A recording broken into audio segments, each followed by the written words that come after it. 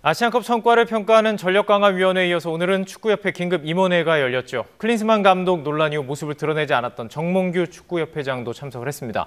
아시안컵 졸전 원인을 선수단 탓으로 돌렸던 클린스만 감독, 결국 경질됐습니다. 최동호 스포츠평론가와 관련 내용 짚어보겠습니다. 안녕하십니까? 예, 안녕하세요. 예, 지금 몇 분 전이었습니다. 지금 관련 내용을 저희가 생중계를 드렸는데 경질이 됐습니다. 예, 예상했던 결과였죠? 예상했던 결과였었죠. 왜냐하면은 가장 간단하게 말씀을 드리면은 경질하지 않을 수 없는 상황까지 몰려왔죠. 예. 그러니까 축구협회 또 정몽규 회장의 선택이었다라고도 볼 수도 있겠지만 예. 국민 여론에 밀려서 경질하지 않을 수가 없었다. 이렇게 말씀드릴 수도 있습니다. 네. 자, 근데 이 과정 속에서 이제 기자들의 후속 질문들이 좀 이어졌습니다. 속 시원한 대답이 좀 있었으면 좋겠는데 좀 이해가 좀 안 되는 부분들이 있었어요. 자, 그렇다면 우선 첫 번째는 이제 앞으로 저희가 이제 계속 보도하기는 돈 문제가 있다는 거였어요. 근데 이 부분에 대해서 뭐 변호사랑 좀 상의를 하겠다. 무슨 얘기인가요, 이게?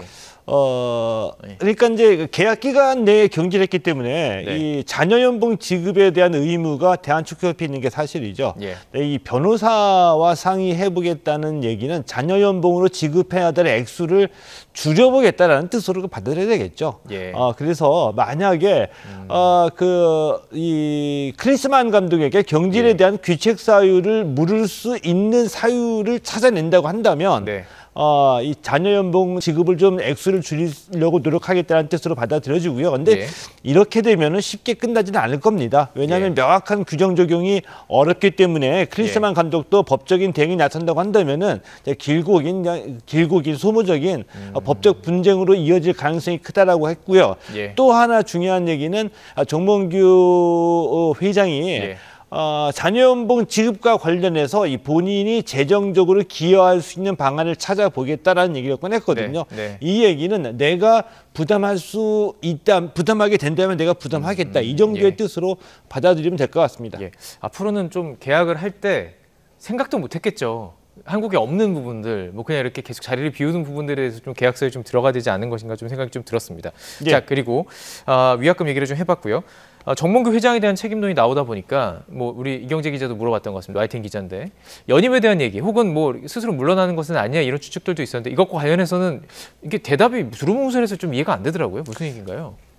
연임과 관련해서 뭐 두루뭉술하게 답변을 했죠. 이 얘기의 속뜻은 연임할 물러날 생각이 없다는 뜻으로 받아들여야 되겠죠. 그리고 내년 1월에 이제 축구협회 회장 선거가 있는데 이 선거를 앞두고 또 이번에 이 책임론에서 슬쩍 회피하는 답변이었다라고 보고요. 이 얘기는 분명히 말씀드리면은 축구협회 회장에서 물러날 생각은 없다라고 우리가 받아들여야 되겠죠. 또 한 가지 책임론과 관련해서 이번 아시안컵과 관련해서 국민께 실망 드린 점은 죄송하다 사과를 하면서 대책을 세우겠다라고 얘기했고요. 그리고 또 이 클린스만 감독 이 선임과 관련된 것들은 본인의 잘못이다라고 이 클린스만 감독 이 선임과 관련돼서도 사과에 답변을 했습니다. 본인 책임이라는 얘기는 분명히 본인의 책임이지만 책임을 어떻게 지겠다라는 내용은 없다고 봐야 되겠죠. 지금 어쨌든 우리 대표팀 공식 서포터는 붉은 악마잖아요. 붉은 악마가 정몽규 회장 이어 지도부 전원 사퇴하라 성명서까지 지금 나온 상황이에요. 지금 정몽규 회장 자체는 그러면 사퇴하지 않겠다라는 의미로 받아들인다면 그 외에 그 밑에 있는 지도부들은 어떻게 되는 건가요? 지도부들이 이 정몽규 회장이 물러나지 않았기 때문에 지도부가 만약에 물러난다고 한다면은 정몽규 회장에게 또 다른 책임론이 불거질 수도 있죠. 자신은 자리를 지키고 임원들만 책임을 뒤집어 썼다라는 얘기가 나올 수도 있겠는데 한 가지 이 전력강화위원회를 새롭게 구성하면서 현 마이크 밀러 전력강화위원장은 물러나는 것으로 사임하는 것으로 앞서서 답변에서 그렇게 얘기를 했거든요. 전력강화위원장은 새로 선임하겠다라고 얘기했기 때문에 이 분위기 쇄신을 위해서는 임원들도 추후에 물러날 가능성은 있다라고 보고요. 이렇게 되면 정몽규 회장 본인만 부하 직원들을 물러나게 하면서 책임을 회피했다라는 비난도 피할 수는 없는 상황이 될 거라고 봅니다. 그 책임 소재에 대해서는 이제 조금 더 내용 왜 책임을 져야 되는지를 좀 짚어보고 좀 물어보면 좋을 것 같아서 자 그렇다면 이제 왜 클린스만 감독이 문제였는지를 다시 한번 좀 짚어볼 필요가 있습니다. 뭐 전술이 없는 것도 전술이 없는 거고 그리고 이제 문제는 감정적으로도 잘 못했던 문제에 대해서 선수 탓을 했어요. 예. 선수를 관리하는 것도 감독의 책임 아닙니까? 그렇죠. 예. 이제 그런 역할을 하라고 감독이 있는 거죠. 예. 예. 근데 제가 지금까지 경험을 통해서 가장 못난 감독의 사례 딱 한 가지를 몇 번 말씀드렸는데 예. 패배의 책임을 이 선수들에게 돌리는 감독이 가장 못난 감독입니다. 왜냐하면은 그 선수들 데리고 훈련하고 연습을 해서 네. 이길 수 있게 하도록 역할을 본인에게 주어진 거거든요. 역할이. 근데 예. 본인 스스로 내가 내 역할을 다 못했다는 얘기를 선수 탓으로 돌린다는 게 이게 말도 안 되는 무책임한 얘기이죠. 예. 그리고 이 스포츠에서 또 이 선수나 이 팀에게는 항상 다음 기회, 내일이 있거든요. 네. 이 내일을 위해서는 사령탑인 감독이 내 책임이야. 너희들은 최선을 다해서 부끄러운 게 없고 다시 한번 뛰자. 예. 항상 동기부여와 새로운 기회를 부여해줘야 되거든요. 네. 그러기 위해서는 이 감독이 이 모든 것들 다 책임지고 간다라는 자세가 있어야지 리더십이 발휘되는데 예. 너희들이 못났다라고 얘기하면 참 감독 스스로 해야 될 얘기는 아니죠. 아, 그렇죠. 이해할 수 없는 내용이기도 한데 그럼 전술 얘기를 해보겠습니다. 뭐 크림선을 평가할 때 그래도 동기부여는 잘하는, 선수 관리는 잘하는이라는 어떤 그 뭐라 해야 될까 변명 같은 게 붙었었는데 지금 아니라는 것들이 좀 나왔고, 그럼 전술 오늘 오전에 이제 저도 또 이 관련해서 이제 관련 그 기자를 인터뷰를 하면서 전술과 관련해서 현장에서 카타르에 있는 어떤 선수들이나 전문가들이 왜 대한민국 전술이 옛날 축구 같아? 이런 얘기를 들었대요. 네. 이 전술도 이제 많이 분석을 해보셨을 텐데 어떤 전술이, 이 전술에 이름 붙일 수가 있나요? 이 전술에? 저희 크리스만 감독의 예, 축구의 전술이요. 이거를 그 경기 내용은 스포츠는 뭐 분명하죠. TV 중계를 통해서 우리가 다 똑같이 보고 있으니까 이견이 있을 수는 없다라고 봅니다. 예. 근데 이 크리스만 감독의 축구하면은 이제 본인이 얘기한 대로 첫 번째 하나 확실한 거, 본인이 추구했다는 거, 공격 축구. 예. 이죠. 그리고 이 크리스만 감독의 축구를 보고서 그래도 이제 긍정적으로 평가해 주시는 분들이 하는 얘기가 조금은 좀 개념적인 얘기, 선수 개개인의 기술과 체력을 바탕으로 한 창의성을 추구하는 축구라고 하는데 이것도 뚜렷이 뭐 개념적으로 와닿는 거는 없어요. 그런데 이 전술이라고 하는 것을 가장 쉽게 요약적으로 풀어서 말씀을 드리면 이 훈련을 통해서 우리가 약속된 플레이거든요. 그래서 패턴 플레이라고 얘기를 하죠. 그러니까 뭐 왼쪽에서 돌파하고 난 다음에 선수를 확인하지 않더라도 약속된 바에 의해서 중앙이나 오른쪽 측면에 우리 선수가 있을 거다. 글로 보지도 않고 패스를 하면 거기에 빠르니까. 선수가 있어서 받아가지고 슛을 쏘는 뭐 이런 약속된 플레이거든요. 이것을 우리 멤버들이 가장 장기로 갖고 있는 기술을 극대화할 수 있는 패턴이나 약속을 만들어내는 겁니다. 그게 우리 이제 측면, 스피드, 손흥민 선수의 골 결정력, 그리고 이강인 선수의 그 택배 크로스, 황인범 선수의 이선에서의 그 킬 패스, 이런 것들인데 이게 짜임새 있게 우리의 약속된 플레이로 나와야 되는데 그런 게 없었다는 거죠. 패스 미스 많았고. 그럼 전 좀 이해가 안 가는 게, 그러면은 이런 거를 하라고 전력강화위원회가 있는 거 아닌가요? 그러니까 지금 감독이 하는 걸 보니 전술이 같은 것들이 좀 문제가 있다.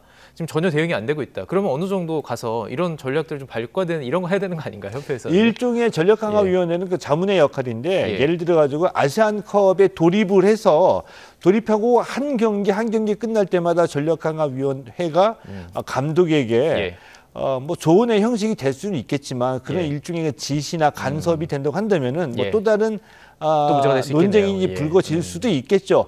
그렇기 때문에 이제 평가전을 치르는 건데 평가전 할 때마다 평가 보고서에서 감독에게 여러 가지 도움될 수 있다라고 판단되는 조언들을 해주는데 그것들을 받아들이는 것도 역시 감독의 능력이었고요.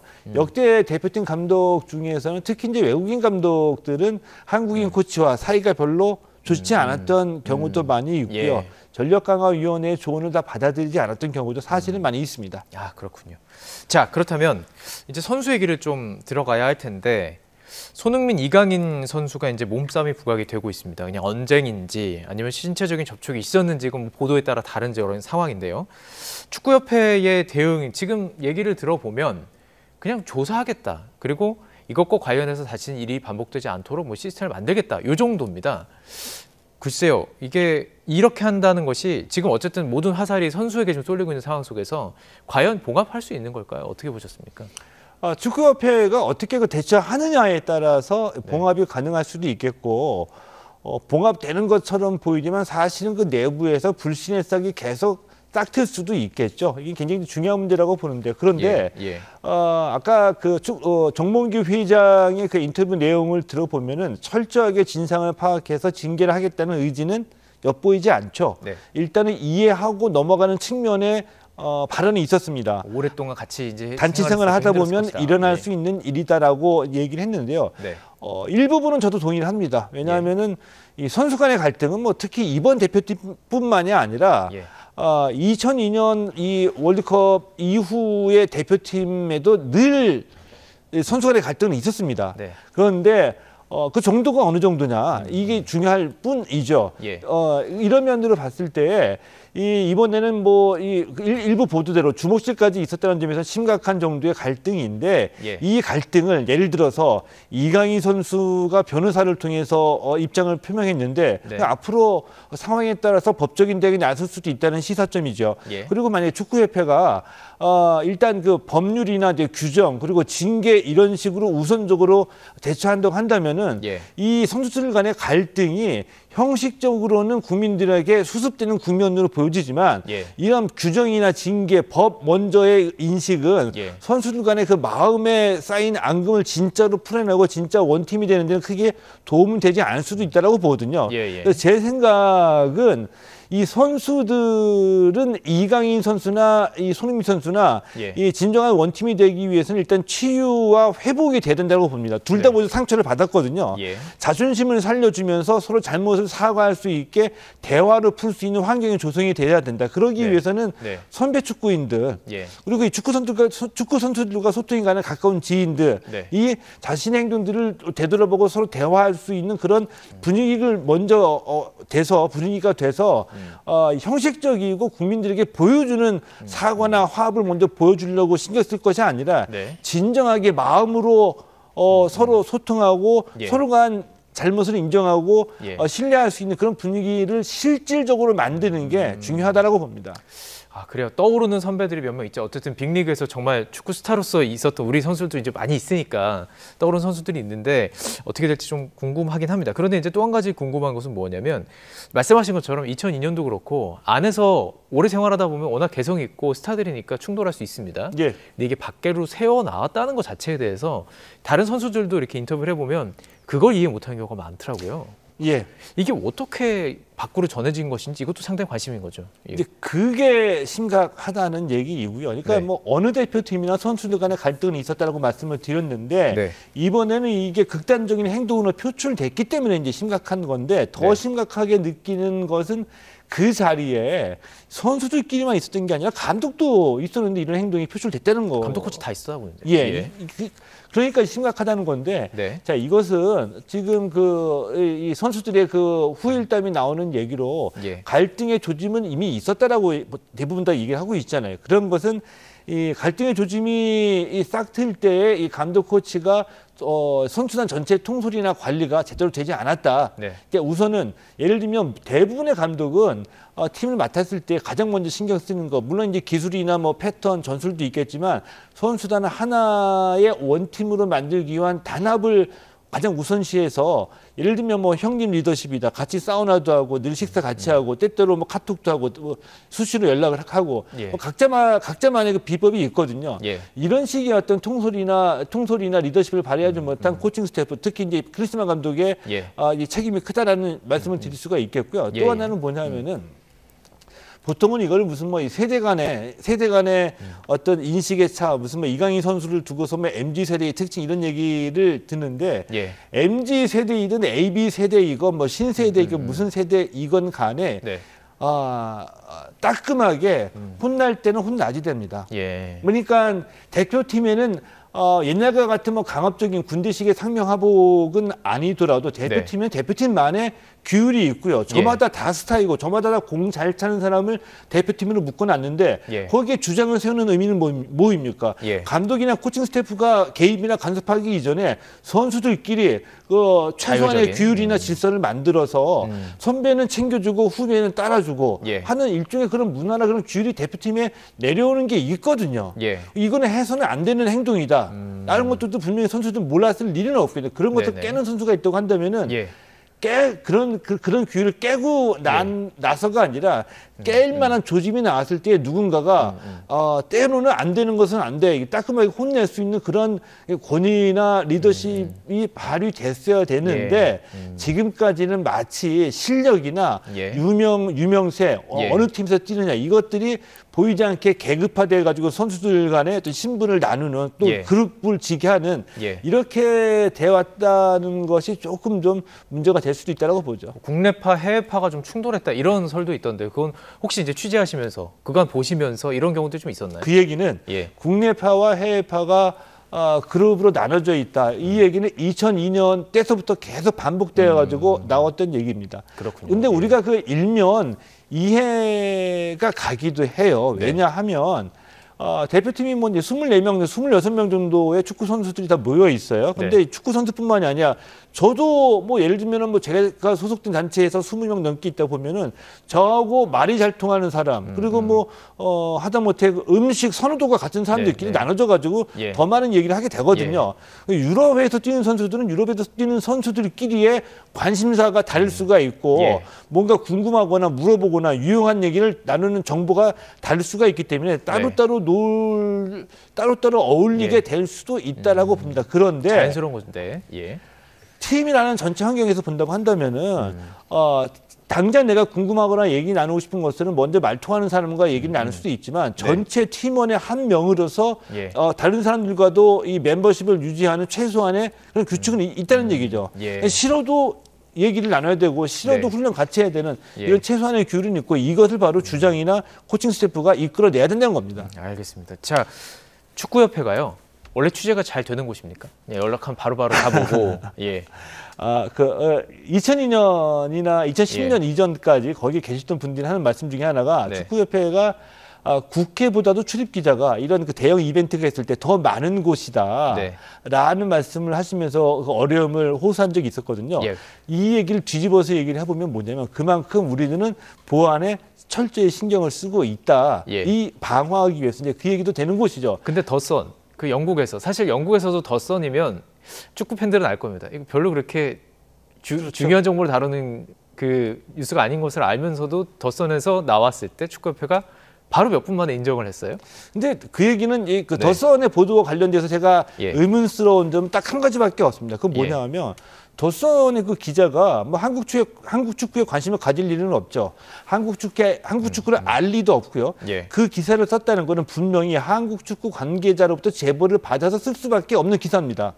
취재할 수 있는 내용이 아니기 때문에 그럼 누가 제보했을까 가장 궁금한데 나머지 그 보도가 맨 처음에 떴을 때 제가 가장 먼저 떠오른 생각은 이건 선수들끼리 있는 공간에서 벌어진 사건이 아니고 공개된 자리에서 보는 눈이 너무나 많았기 때문에 이거 어설프게 은폐하고 부인하다가는 더 크게 당한다. 빨리 인정하는 게 나은 사안이다라고 저는 생각을 했거든요.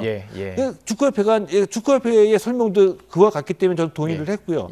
그 다음에 어떤 그 비난의 화살을 정몽규 회장이나 이 클린스만 감독으로부터 선수들에게 돌리기 위한 그러니까 이슈 전환용 국면 전환용으로 언론 플레이를 한 거라고 라는 게 그 지적도 있는데 그것도 제가 좀 동의하기는 어려운 게 이강인, 손흥민 선수의 충돌이 이슈가 되더라도 결국에는 선수단 관리 문제가 나올 수밖에 없고 선수단 관리 문제가 더 큰 범위에서는 감독이나 협회 차원의 문제이거든요. 그래서 뭐 이슈 전환이 될까? 그렇게 단순할까? 그런 의문도 드는 게 사실이죠. 또 지금 이 상황이 더 의문스러운 것은 더선의 보도에서 너무 구체적으로 얘기가 나왔어요. 멱살을 잡았는데 뭐 목을 했는데 이강인 선수가 주먹을 날렸다. 뭐 이런 식으로 지금 뭐 이렇게 나왔던 부분들이고요.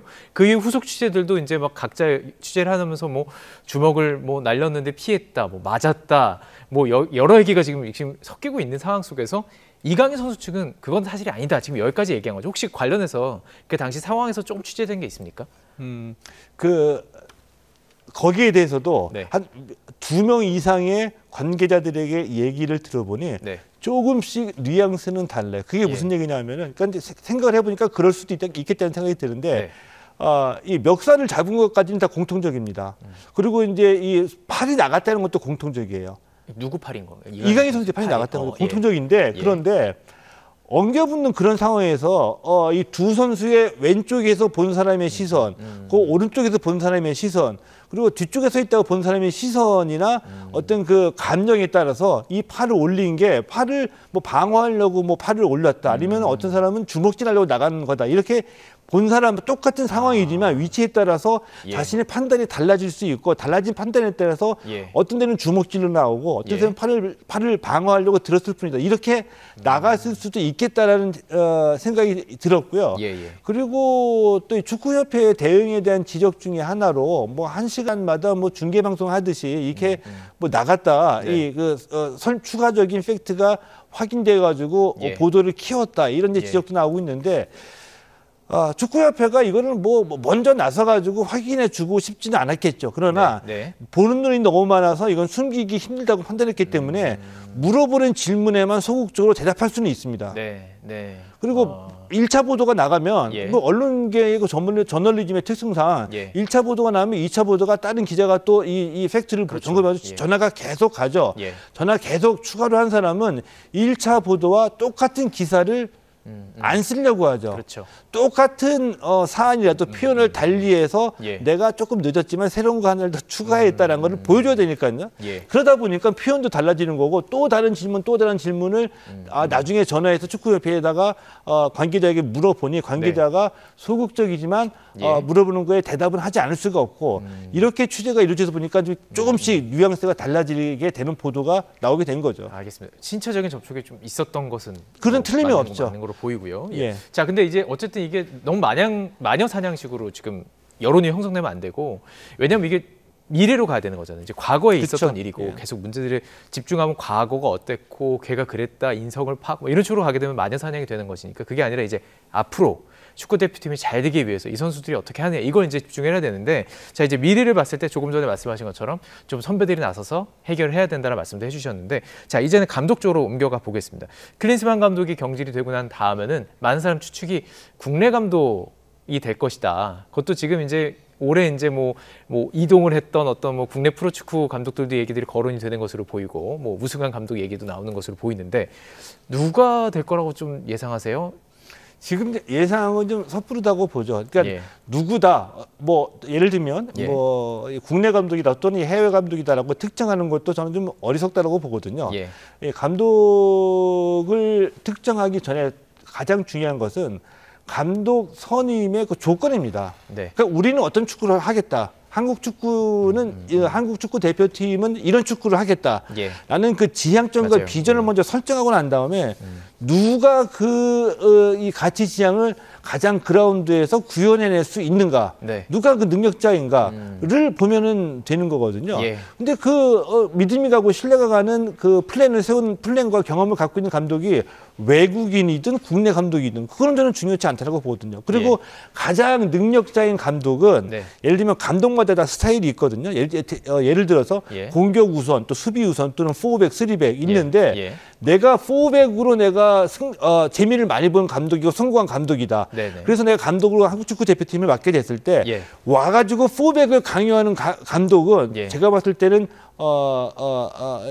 좀 무능력한 사람이다. 왜냐하면 4백이든 뭐 4-2-3-1이든 4-3-3이든 3-5-2든 이런 포메이션이 중요한 게 아니라 현 대표팀의 구성원들을 보고서 장점을 살리는 구성원의 장점을 각자 다 살릴 수 있는 포메이션을 구성원을 보고서 결정해야 되거든요. 근데 나는 4백의 신봉자야. 나는 3백의 신봉자야. 나는 뭐 3-5의 신봉자야. 이걸 와가지고 덮어 씌우려고 하는 감독들은 하수라고 보는 거죠. 아, 그렇군요. 지금 뭐 모르시는 분들 계시니까 뭐 4-2-3-1이 이렇게 밑에서부터 전형입니다. 그러니까 수비수, 그다음에 미드필더, 공격으로 올라가는 것인데 다 아시겠죠, 이 정도는? 우리 국민들이 이제 뭐 다 축구 웬만하면 다 전문가가 되셔가지고 참 어려운 조건이에요. 아시아에서는 우리가 강팀이어서 어떤 좀 이렇게 전술 같은 것들이 좀 점유하는 형태가 돼야 된다면, 월드컵에 나가면 우리가 또 약팀이기 때문에 역습을 또 노려도 이런 것들이 정말 좀 어려운 상황이 있다는 건 사실인 것 같습니다. 지금 얘기로 나오는 것이, 지금 이름을 얘기하지 않았지만 그런 측면에서 뭐 홍명보 감독 얘기, 울산 감독 얘기 나오고 있고, 뭐 김기동 감독 얘기도 나오고 있는 것 같고요.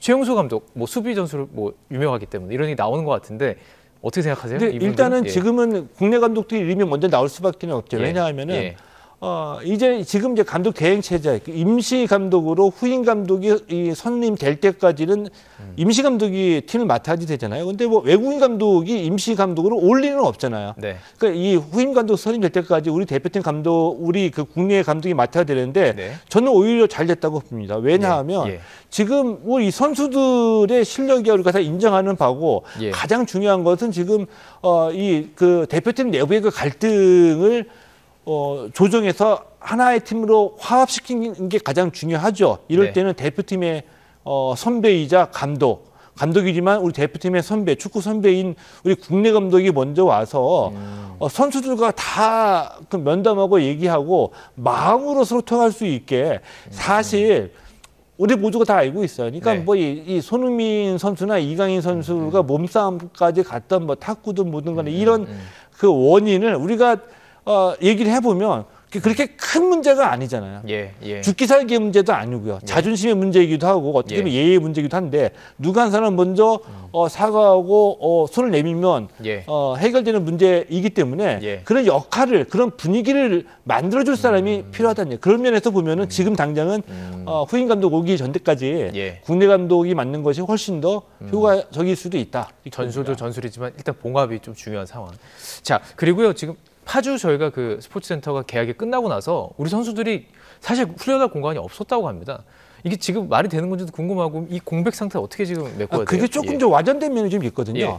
그러니까는 이 클린스만 감독이 아시안컵에 대비해서 선수들을 소집했을 때 겨울이었어요. 예. 겨울이었고 아랍에미리트 전지 훈련을 앞두고 있었거든요. 네. 그러니까 선수들을 일단 소집을 해서 숙박은 호텔에서 하되 지금 예. 날씨가 춥고 겨울이니 그리고 조금 있으면은 곧 전지훈련을 따뜻한 곳으로 가니까 지금은 웨이트 위주랑 이 실내에서 운동을 먼저 하자. 그리고 네. 공과 함께 그라운드에서 하는 실전 훈련은 예. 전지훈련 가서 하자. 그런 게 플랜이 있었던 거고요. 예. 비슷한 예로 평가전 할 때도 지난해 평가전 할 때도 이 숙박 시설은 호텔로 잡고 그때는 날씨가 춥지 않았기 때문에 네. 이 그라운드 훈련은 그 목동 주경기장에서 했었거든요. 근데 이번에는 그 날씨가 추웠기 때문에 실외 훈련은 좀 자제를 하는 것으로 볼 수도 있죠. 아, 예, 알겠습니다. 마지막으로 예. 후배들한테 한 말씀 해주시면 좋을 것 같아요. 우리 축구 대표팀 후배들 또 축구 관계자들에게 또 평론가로서 오랫동안 취재해왔던 경력으로서 한 말씀 하고 싶다. 어떤 말씀? 굉장히 무거운 얘기인 것 같은데요. 길진 않지만 예. 예. 그보다도 우리 지금 우리 선수들은 네. 우리가 아시안컵 전에 말씀드렸던 것처럼 역대 최강의 전력인 건 틀림이 없습니다. 의심의 여지가 없는데 우리 선수들보다는 선수들을 기분 좋게 자신의 모든 것을 그라운드에서 쏟아낼 수 있게 만드는 것이 축구팬이고 축구협회거든요. 특히 예. 축구팬들에게 이제 말씀을 드리고 싶은 게 네. 아니 그 이승우 선수는 국가대표팀도 아닙니다. 근데 이승우 선수 SNS 가가지고 뭐 탁구 선수를 전환해라 막 또 이 댓글 폭탄이 쏟아졌다고 하는데 네. 우리 선수들 때로는 질책하고 때로는 뭐 응원을 해야 되는데 이유 있는 질책, 그러니까 근거 있는 비판은 예. 선수들도 진지하게 받아들이거든요. 예. 근데 근거 없는 감정적인 비난만 막 쏟아내는 거는 예. 뛰고 싶은 선수들의 의욕조차도 꺾게 만드는 독약이죠. 알겠습니다. 네, 오늘 여기까지 듣겠습니다. 최동호 스포츠 평론가와 함께 이야기 나눠봤습니다. 고맙습니다. 고맙습니다.